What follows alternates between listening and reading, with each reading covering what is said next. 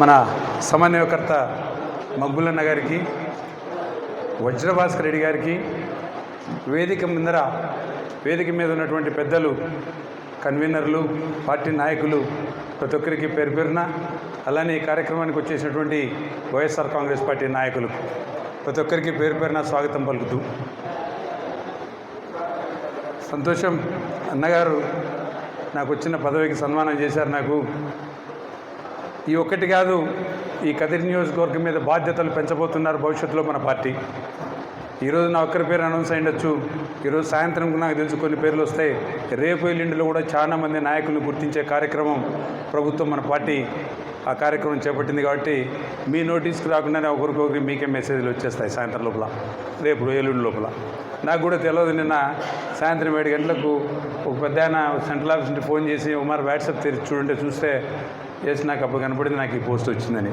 నాకు కూడా తెలియదు నాకు ఈ పోస్ట్ ఇస్తున్నట్టు. కూడా చేసే కార్యక్రమాలు పార్టీ కోసం చిత్తశుద్ధితో పనిచేస్తూ ఉంటే పదవులు ఆటోమేటిక్గా అవే తన్నుకుంటూ మా దగ్గరికి వస్తాయి.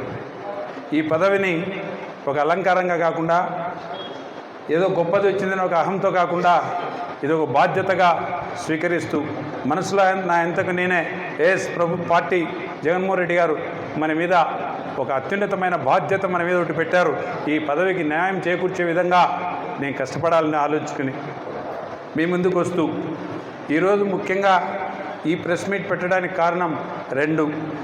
ఫీజు పోర్సుపోయి ఈ నెల 12వ తేదీ మనం అందరం పుట్టపర్తికి పోయి చేయబోయే ధర్నా గురించి మాట్లాడేదానికోసం 1.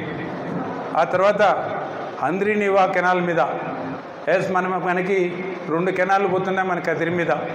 ఒకటి కుప్పం బ్రాంచ్ కెనాలు, ఇంకోటి పొంగనూరు బ్రాంచ్ కెనాలు. దీంట్లో కుప్పం బ్రాంచ్ కెనాలు రాజశేఖర రెడ్డి గారు చివరి వరకు కుప్పం వరకు పోయే కెనాల్లో నీళ్లు పోతూ దారి పొడుగున రైతులకి ఆయకట్టిస్తూ చెరువులకు నీళ్లు నింపే కార్యక్రమం కోసం పెట్టిన ఆ Kuppam branch canal. Punganur branch canal almost మనకు ఆ తలుపుల మీద ఎన్పికుంట మీద పోతూ ఉన్న ఆ కెనాల్ను కూడా ఈ 2 ఈ ప్రభుత్వం వచ్చిన తర్వాత లైనింగ్ పనులు మొదలు పెడతాము అని చెప్పి మొదలుపెట్టాయి. చివరాఖరి వరకు నీళ్లు తీసుకుపోయి చెరువులకన్నీ నీళ్లు నింపే కార్యక్రమం చేసిన తర్వాత లైనింగ్ చేస్తే ఏమవుతుందంటే లాస్ట్ వరకు నీళ్లు పోయేదానికి అవకాశం ఉంటుంది. మీరు లైనింగ్ చేసినా మనకి ఇబ్బంది లేదు. లైనింగ్ అంటే కెనాల్కి సైడున కింద బేస్మెంట్లో కూడా ఒక 1/2 అడుగు మందంతో సిమెంట్తో లైనింగ్ వేస్తారు.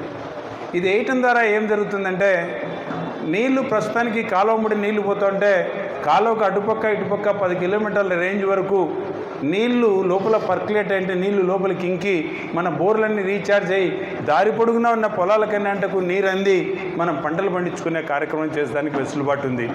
ఇప్పుడు ఈ ప్రభుత్వం వచ్చిన తర్వాత కాసులకి అంటే కమిషన్ కాసులకి కక్కుర్తిపడి లైనింగ్ ప్రోగ్రామ్ ఒకటి తీసుకొచ్చి వాటితో కమిషన్లు రాబట్టుకునేదానికి ఆలోచన ఉంది తప్ప రైతులకు మేలు జరగాల, కాలువకు నీళ్ళు వదలాలా, దాని ద్వారా నీళ్ళు లోపలికి ఇంకిపోతాయి, పర్కులేట్ అవుతాయి, ఆ నీళ్ళ ద్వారా బోర్లు రీఛార్జ్ అవుతాయి, సాగునీటికి తాగునీటికి ఇబ్బంది ఉండదు, మీరు లైనింగ్ పనులు చేయొద్దండా అని మేమంటే మా కమిషన్లు మాకు కావాలా, మేము లైనింగ్ చేస్తామనే పద్ధతి వాళ్ళు తెస్తున్నారు.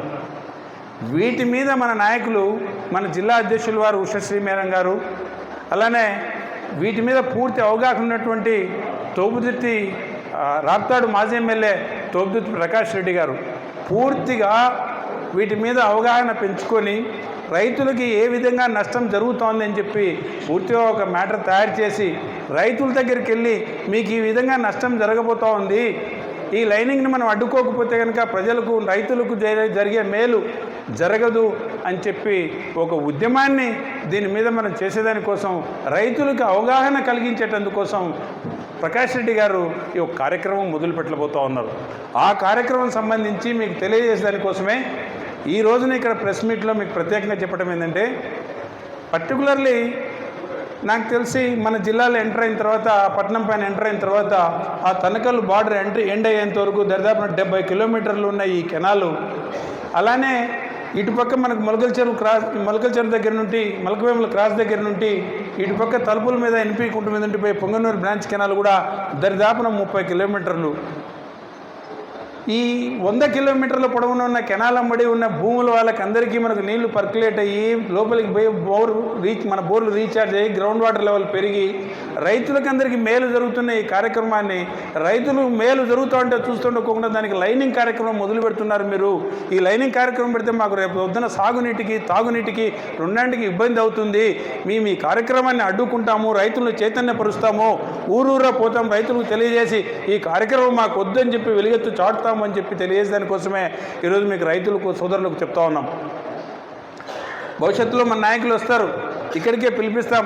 ప్రకాష్ రెడ్డి గారు, ఉషశ్రీ మేడం గారు, ఈ నియోజకవర్గ ఈ కాన్స్టిట్యున్సీకి సంబంధించిన లీడర్లందరూ పేరు పేరున ప్రతి ఒక్కరు ఇక్కడికి వచ్చి రైతుల దగ్గరికి వచ్చి మమైకమై మీతో మీటింగ్ పెట్టుకొని ఎలా కార్యాచరణ మొదలు పెడదాం, ఏ విధంగా మీకు నష్టం జరుగుతోందని చెప్పి భవిష్యత్తులో వాళ్ళు చెప్పే కార్యక్రమం వస్తుంది. కాబట్టి ఆ కార్యక్రమాన్ని మనసులో పెట్టుకొని ఉద్యమించేదానికి రైతు సోదరులు సిద్ధంగా ఉండమని తెలియజేస్తూ, రేపు 12వ తేదీ జరగబోయే ప్రోగ్రాం మనకి ఫీజు పోరు మీద కార్యక్రమం 6 క్వార్టర్లు అయిపోతుంది. ఇప్పటికి ఈ బుధుడికి మనకి దరిదాపున మన చదువుకునే పిల్లలకి అందరికీ ఫీజు రీఎంబర్స్మెంట్ కింద రావాల్సిన బకాయిలు ఏవి రాలేదు. కాబట్టి ఈ ప్రభుత్వాన్ని రిలీజ్ చేయమని చెప్పి డిమాండ్ చేసే దానికోసం నాయకులు, పిల్లల ఎగ్జామ్ జరుగుతున్నాయి కాబట్టి పిల్లల కాస్త తక్కువ వచ్చినా కూడా పిల్లల తల్లిదండ్రులు ప్రతి ఒక్కరూ ఆ కార్యక్రమానికి అటెండ్ అయ్యి భారీగా మనం పోయి పుట్టపర్తిపోయి కలెక్టర్ గారికి ఒక వినతి పత్రం ఇచ్చేసి ఇది మా పిల్లలకి జరుగుతున్న అన్యాయం, మా పిల్లలకి రావాల్సిన బకాయిలన్నీ తక్షణమే విడుదల చేయండి, రిలీజ్ చేయండి, మా పిల్లలకు హాల్ టికెట్లు ఇవ్వడానికి కానీ లేకపోతే ఎగ్జామ్ రాసుకునేదానికి కానీ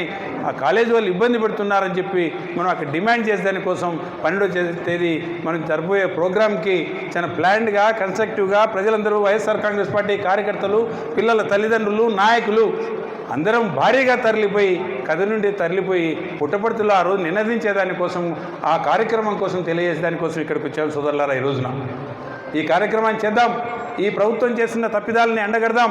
వాళ్ళు ఇచ్చిన సూపర్ 6లో చెప్పిన భాగంగా నిన్న వాళ్ళు బడ్జెట్ పెట్టారు. ఆ బడ్జెట్లో మనం చూసాం, వాళ్ళు చెప్పిన సూపర్ 6లో భాగంగా కొన్ని ప్రోగ్రాంలకైతే ఒక్క పైసా కూడా డబ్బు అలకేట్ చేసిన పాపాన పోలేదు. కాస్తో కూస్తో కొన్నింటికి అలకేట్ చేసినా కూడా కేవలం నీకు 10 రూపాయలు అవసరమైతే 5 రూపాయలు కూడా వాళ్ళు అలకేట్ చేయలేదంటే అంటే 50% మంది వ్యక్తులకు కోతకొస్తారా? లేదా ఏమైనా మీరు మోసం చేయబోతున్నారా? కొన్నింటికైతే పూర్తిగా అసలు ఉచిత బస్ అనే ప్రోగ్రాం ఒకటి పెట్టినారు. 1 రూపాయి కూడా దరిదాపునదేం పెద్ద విషయం కాదు, 3000 కోట్ల రూపాయల ప్రాజెక్ట్ అనుకుంటే రాత్రి చేయొచ్చు మీరు. అట్లాంటి వాటిని కూడా మీరు బడ్జెట్లో 1 రూపాయి కేటాయించుకోకుండా రైతులకు సంబంధించిన బకాయిల విషయంలో కూడా సంవత్సరానికి 20,000 రూపాయలు ఇస్తామని చెప్పిన మీరు ఈ పొద్దు మీరు ప్రభుత్వంలోకి వచ్చిన తర్వాత దరిదాపున 9 నెలలు దాటుతూ ఉంది. ఈ పొద్దుటికి కూడా రైతులకు ఇవ్వాల్సిన 20,000 రూపాయల అంటే టెన్షన్గా మేము ఇస్తామని చెప్పిన 20,000 రూపాయలకు సంబంధించిన బడ్జెట్ విషయంలో కూడా మీరు దరిదాపున 60% మాత్రమే అలకేట్ చేసినారు. ఇలా చెప్పుకుంటే బడ్జెట్లో ప్రతి వాటికి కూడా అసలు నాకు తెలిసి నిరుద్యోగ భృతి ఇస్తామని చెప్పినారు. ఏ ఒక్క వ్యక్తికి నిరుద్యోగ భృతి ఇచ్చిన పాపాన పోలేదు. భవిష్యత్తులో ఇస్తామని చెప్పేదానికి కూడా మీరు ఎక్కడా బడ్జెట్లో డబ్బులు కేటాయించలేదు కూడా. ఇంకా 50,000లకు పెన్షన్ అంటారా, 50 ఏళ్ళకే పెన్షన్ అంటారా? దరిదాపున నాకు తెలిసి ఈ రాష్ట్రంలో 20 లక్షల మంది 50 ఏళ్ళు దాటి 60 ఏళ్ళ మధ్యన మాకు పెన్షన్ వస్తుంది, ఈ ప్రభుత్వం వస్తే ఎదురు చూసిన వాళ్ళకి ఎవరికి కూడా 1 రూపాయి డబ్బు కేటాయించిన పాపాన పోలేదు నువ్వు. ఇలాంటి వాళ్ళు నీ కోసం మీ నాయకులు పల్లెలకు వస్తే ఎదిరించేదానికోసం, గల్లా పట్టుకొని నిలదీసేదానికోసం కార్యకర్తలు, ఓటర్లు మిమ్మల్ని నమ్మి మీ పార్టీకి ఓటు వేసిన వాళ్ళు తల్లపట్టుకొని రారాయి నాయకులు వస్తే ఈ ఊరిలో మా ఊరికి వస్తే నిలదీసి అడగాలని వెయిట్ చేసేవాళ్ళు. మీ బెదిరింపులు కొన్నింటికి బెదిరిపోతున్నారు. వాస్తవం ఏమైనా ఎదిరిస్తే తిరగబడితే మాకున్న పెన్షన్లో మాకున్నటి ఏమైనా వచ్చే ప్రభుత్వం ద్వారా వచ్చే లబ్ధిలో కొన్ని కట్ చేస్తారని తెలుసు కూడా. ఎన్ని చేసినా కూడా కోపం అనే దాన్ని ఎవరు ఆపలేం కదా, వాని ఆవేశాన్ని ఎవరిని ఆపలేం కదా. జరుగుతున్న అన్యాయం ముందర వాడు జరగబోయే కష్ట నష్టాలు ఆలోచించడు. మీరు చేసుకునే కక్ష సాధింపు చర్యలు మీ డైరీ ఉంటుంది కదా మీ దగ్గర, ఏదో రెడ్ బుక్ అని పెట్టినారు. ఆ రెడ్ బుక్లో టైం గుర్తురావు. కోపం వచ్చినప్పుడు వాడు మాత్రం కక్కేస్తాడు నాకు ఈ అన్యాయం జరిగిందని చెప్పి.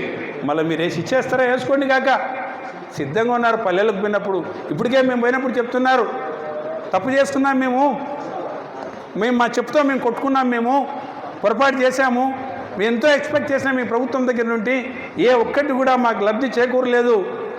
పర్టికులర్లీ రావాల్సిన లబ్ధి, రావాల్సిన సంక్షేమం ఆ దేవుడెరుగు రాకపోను కాక ఈ మహానుభావుడు ఈ చంద్రబాబు నాయుడు కరువు అనేది వీళ్ళిద్దరు కవల పిల్లలు ఇద్దరు ఒకటే మరి ఎంటర్ అయినారు. కరువు ఆటోమేటిక్గా వచ్చేసింది. మా పరిస్థితులు చాలా దారుణంగా ఉన్నాయి. ఇట్లా దేవుడు సహకరించకపోయే, ఎవరినైతే నమ్మి ఓటేసినామో ఆయన సహకరించకపోయే, ఇలా చేస్తే మా పల్లెల్లో మా పరిస్థితి ఏందని 9 నెలలకే మన పరిస్థితులు పల్లెలు లేకపోతే ఇన్ని బాధలు చెప్తున్నారే రైతు సోదరులు. రాబోయే రోజుల్లో సంవత్సరమో 2 ఏళ్ళలో పోయేపాటికి నేను ఈ మధ్య మా ఇంటికి వెళ్ళా, కూర్చున్నారు అందరూ ఆడవాళ్ళందరూ. మా అమ్మ కూడా డ్వాక్రా మహిళనే. ఏమమ్మా డబ్బు ఇస్తున్నారని అడిగినా నేను. అడిగితే రేపు డ్వాక్రా కంతు కట్టాలి కదా, ఈ డబ్బు కోసం అంతా కూడబెట్టుకుంటాం నాన్న, అంతా ఎంచుకుంటాం నాన్న లెక్క అని చెప్పినారు. చూడైనా మా గతంలో సంవత్సరం వైఎస్ఆర్ కాంగ్రెస్ పార్టీ ఉన్నప్పుడు మా డ్వాక్రా రుణమాఫీ కింద సంవత్సరం మాకు ఇంత లెక్క వస్తుండే. ఈ బుద్ధు ఆ లెక్క పోయి మేము నెల పోయి లెక్క కట్టే పరిస్థితి వచ్చేసింది. నెల కూలో నాలో పేదోళ్ళు చేసుకొని, పెద్ద గ్రూప్ వాళ్ళైతే 6,000, చిన్న గ్రూప్ వాళ్ళైతే 4,000 రూపాయలు చొప్పున 6,000 రూపాయలు ఒక వ్యక్తికి మిగలాలంటే ఎంత కష్టపడాలని మీరు గుర్తుపెట్టుకోండి. 200-250 రూపాయలు కూలి వస్తుంది పల్లెల్లో. నెలంతా కష్టపడి 30 రోజులు కూలిపోతే కూడా దాదాపున 7,500 రాని వ్యక్తికి ఇంట్లో ఖర్చులు తిండి తీర్థాలన్నీ పోగా ప్రభుత్వానికి డ్వాక్రా మహిళల తరఫున డ్వాక్రా మహిళలు పోయి నెల టెన్షన్గా 6,200 రూపాయలు కడితే తప్ప వాళ్ళు బకాయి తీరదు. ఒకవేళ కట్టకుండా ఉందామా, ఆ గ్రూప్లో 10 మందో 11 మందో సభ్యులు ఉంటారు. 10 మంది డబ్బు పోగేసుకుంటారు. ఈ మా తల్లి పోగు చేసుకోలేదు. వాళ్ళందరి ముందర అవమానం. నువ్వు చేసిన పనికి నిన్ను నమ్ముకునేందుకు ఏ సంక్షేమం కానీ లేకపోతే ఓటర్లకు డైరెక్ట్గా వాళ్ళ అకౌంట్లో వేసే డబ్బులు కానీ ఏవి రాక, నీకు తోడు కరువు నోదాన్ని తీసుకొచ్చిన కాబట్టి వాళ్ళకు పనులు చేసుకునేదానికి కూలి పనులు కూడా దొరక్క, అన్ని విధాల దిగ్బంధంలో ఆంధ్రప్రదేశ్ రాష్ట్ర రైతు కూలీలందరినీ దిగ్బంధించి నువ్వు వాళ్ళ దగ్గర నుండి రక్తం పిండుకుంటున్నావు, వాళ్ళ స్వేదాన్ని పిండుకుంటున్నావు. వాళ్ళ దగ్గర నుండి తప్పకుండా డబ్బు కడితే తప్ప వాళ్ళు ఈరోజు పల్లెల్లో మనగడ చెందలేని పరిస్థితికి తీసుకొచ్చినావు బాబు. నువ్వు చెప్పిన అబద్ధాలు ఏంటి, నువ్వు చెప్పిన కార్యక్రమాలు ఏంటి, ఇప్పుడు ప్రజలకు ఇస్తున్నట్టు ఏంటి ఒక మరి గమనించి ఇవన్నీ అడుగుతారని తెలిసే నువ్వు మా నాయకునికి ఈరోజు ప్రతిపక్ష హోదా ఇవ్వకుండా అసెంబ్లీలో దాన్ని కూడా నాన్చుతూ, ఎస్ మీకు ఓట్లు వచ్చినాయి, రాజ్యాధికారం మీ చేతికి వచ్చింది, మాకు 40% ఓట్లు వచ్చిండొచ్చు కాక, అంతకంటే తక్కువ మాకు ఎమ్మెల్యే సీట్లు వచ్చిండొచ్చు కాక, ఇవన్నీ నిలదీసి అడుగుతాడు కాబట్టి జగన్మోహన్ రెడ్డి గారు అతనికి ప్రతిపక్ష హోదా ఇవ్వకోకుండా రోజు ఒక కొత్త ఆస్పెక్ట్ తీసుకొచ్చి ఏదో ఒక ఇష్యూ తీసుకొచ్చి ఒక అభూత కల్పనలు చేసి ఆ కృష్ణానదిలో నీళ్లు పోతుంటే 2 బోట్లు కొట్టుకొని వస్తే ఈ డ్యామ్ పడదోసి దానికోసమే బోట్లు వదిలినారని ఎవరో చెప్తావు. లాస్ట్కు తిరుమల లడ్డూలో కూడా పంది కొవ్వు ఆవు కొవ్వు ఉందని చెప్పి అబద్ధపు ప్రచారాలు చేసి డైవర్షన్ పాలిటిక్స్ చేస్తూ ప్రజలకు నువ్వు చెప్తా అన్న మాట ఎక్కడ బయటికి తీసుకొస్తారో, పాలన సక్రమంగా లేదని ప్రజలు ఎక్కడ గమనిస్తారో, ఇవన్నీ డైవర్ట్ చేసేదానికోసమో డైవర్షన్ పాలిటిక్స్ అన్ని చేస్తూ రోజులు కాలం వెలదీస్తూ ఉన్నావు. 9 నెలలు మాత్రమే వెలదీశావు. నువ్వు ఎన్ని కప్పిపుచ్చినా పల్లెల్లో ప్రజలకు అర్థమైపోయింది ఈ ప్రభుత్వము ఏమీ ప్రజలకు మేలు చేసే ప్రభుత్వం కాదని చెప్పి నిన్ను పూర్తిగా 40 ఏళ్ళగా తెలుగుదేశం పార్టీని ఫాలో అవుతున్న మీ కార్యకర్తలతో సహా మీ ఓటర్లతో సహా పూర్తిగా అర్థం చేసుకున్నారు. చంద్రబాబు నాయుడు గారు చెప్పేది ఒకటి, చేసేది ఒకటి. ఆయనకు చెప్పే మాటలకు చేసే చేతలకు ఏమాత్రం పొంతన ఉండదు అనేది పూర్తిగా గ్రహించిన పరిస్థితులు కనపడతా ఉన్నాయి.